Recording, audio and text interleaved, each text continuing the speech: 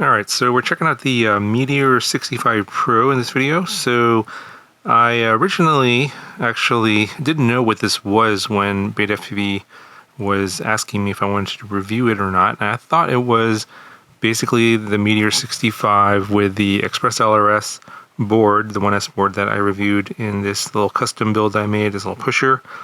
And I thought, oh, it's got the same motors. Okay, they upgraded the flight controller, but it's still a 31 millimeter propeller with a 65 millimeter motor distance. However, I did not know this was actually completely different. This is actually a different frame and a different size prop. So it's a 35 millimeter prop.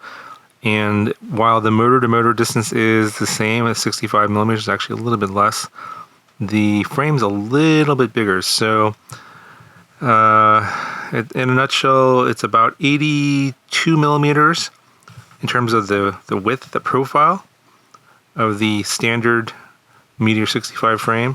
And then if you move up to this upgraded Pro version, the frame is a little bit wider. It's coming in around 83.5, 84 millimeters, something like that. So it's slightly bigger. But it doesn't weigh that much more. Actually, I think it's about the same.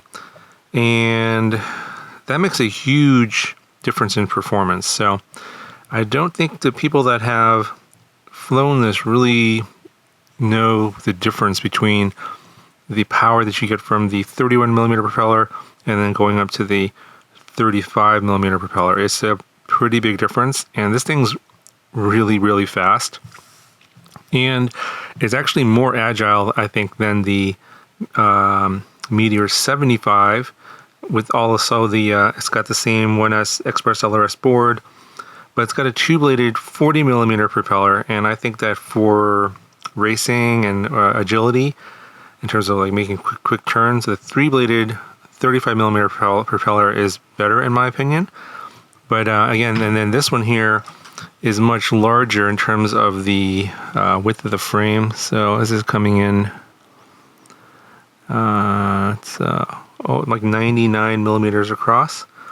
So the profile, if you look at the profile, it's so you can tell it's significantly bigger than the 65 Pro.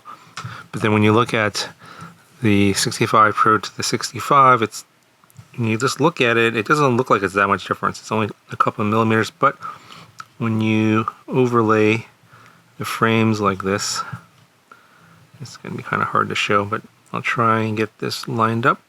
And you can see it's just a little bit wider, but it's very hard to tell unless you actually measure it. And then the difference here is going to be in the weight of everything. So here's a 65 with the canopy, 21.7 grams. And then this is my custom build in a pusher style with a TBS Pro 32 Nano VTX. It's coming in at 22 grams exactly. This has a Foxeer Pico Razor camera.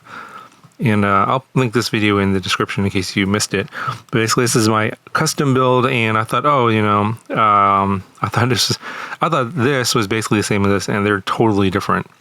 And the 65 Pro, again with the Express LRS board, 22.07 grams. So barely, just like maybe a tenth of a gram, less than tenth of a gram heavier than my custom 65 build. And then if you move up to the Meteor 75, now we're moving up in weight quite a bit more. It's 24.25 grams. Okay, so what does this mean in terms of overall performance? So I think that for those of you guys that are going to be doing tiny whip races, they're probably going to ban this in terms of spec racing, or try and make a spec racing, because it's so much faster than the 31 millimeter propeller version that it's an unfair advantage. So you're just going to have just so much more power, and especially a lot of smaller tracks, you're going to have a hard time controlling this. Now, the out-of-the-box Pitoon, not good in this one here, because I think they've designed this for people that are flying around with broken propellers or whatever. As I mentioned in that previous video from a couple days ago, I'll show it over here, link that up in the description as well. But yeah, this is just so much faster in terms of raw speed than the 31 millimeter propeller version. I don't really know how to explain it in terms of like data or statistics or scientifically. I mean, if you just think of it logically, if you have one propeller that's 31 millimeters and another one also three-bladed that's 35 millimeters, on it doesn't seem like that extra 4 millimeters makes that much of a difference, but because it weighs about the same, you have so much more power from that extra, basically larger prop size, that it just makes it so much faster. So if you guys don't believe me that this is faster than this, the bigger prop weighing the same as the one over here with a smaller prop, let me know your arguments down in the comments below. I would be interested to seeing why you think that would logically make sense. If it weighs the same but you have a bigger prop, it would be slower. If you don't believe me, let me know in the comments below. But this is much, much faster, so I don't think that they're going to be allowing this form factor in a standard race with the 31 millimeter propeller. So they're probably going to have the races based on the prop size. And then I think this one here is going to be like the new standard for the a little bit larger tiny whip tracks. For the maybe basically for the more expert racers. I think this is going to be coming out from other companies pretty soon, I imagine, based on just what I think about this. I think Happy Model is probably going to be working on their own 35 millimeter whoop, and I'm pretty sure some of the other companies as well will come up with the same sort of concept here, because this prop here is made by Gemfan and it is available in other colors other than white, things like gray, orange, black maybe. So this is a standard prop that anyone can get, and you put it on this 0802 motor with a 1 millimeter prop shaft in this form factor. It is much faster than your older 0802 with the 31 millimeter propeller. That being said, the specific problems with this pid tune, because the pids are so low, if you're making a lot of aggressive moves, as I'm probably gonna put up some video here, it basically gets yaw washouts because the pids aren't high enough.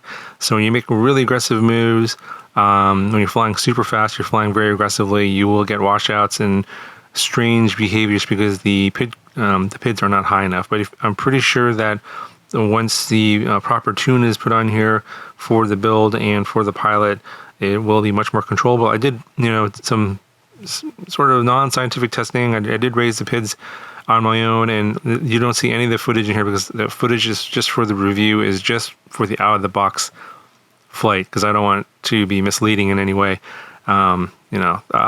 If you are interested in seeing additional footage of this actually after it's been tuned, after I spend probably some more time on this, let me know, and I'll maybe make another video if there's enough interest in that. So leave me a comment down below. But yeah, for all my standard reviews, if you're new here, if you don't know my procedures, I take it out of the box, charge the batteries, and buy into my transmitter. I go fly it the way it came out of the box, like any ordinary person would do. There's some more expert pilots out there. They will definitely buy it and then tweak the tune, of course, right out of the box.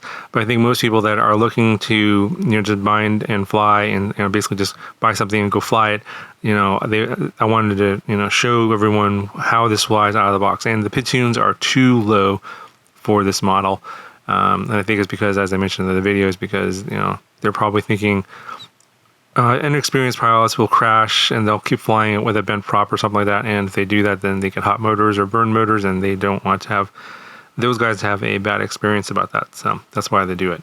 Anyway, outside of the out-of-the-box stock PIDs, which I think can be corrected, this is going to be a model I think you're going to want to check out if you are interested in this. Basically, I'm calling this a new class. There's 31 millimeter, 35 millimeter, and then of course you move up to the 40 millimeter. In terms of these two, how they compare to each other, obviously the 75 millimeter is much bigger and 2.5, 3 grams heavier. And the 0802 motor on the 40 millimeter propeller, you just definitely you need to have the 2-bladed prop. The 3-bladed I think is going to be too much for this little motor with this weight. You do have the same canopy, the same camera, and also the same upgraded video transmitter. So you can, I think, it goes up to 250 milliwatts now. Maybe it's 350 milliwatts, I forget. It's the new MO3. It's the same video transmitter. So in terms of range and flying, flying further away, because the Express LRS can fly further away, you don't have that range limitation now as well. Anyway, I like this one. I think I'm going to actually have them send me a few more of these so that I can do some like a pusher build, maybe do like maybe a Cinewoop build for this. I think this is interesting in terms of how versatile it could be in some other form factors. So yeah, stay tuned for more videos on this, and I'll talk to you guys in the next one.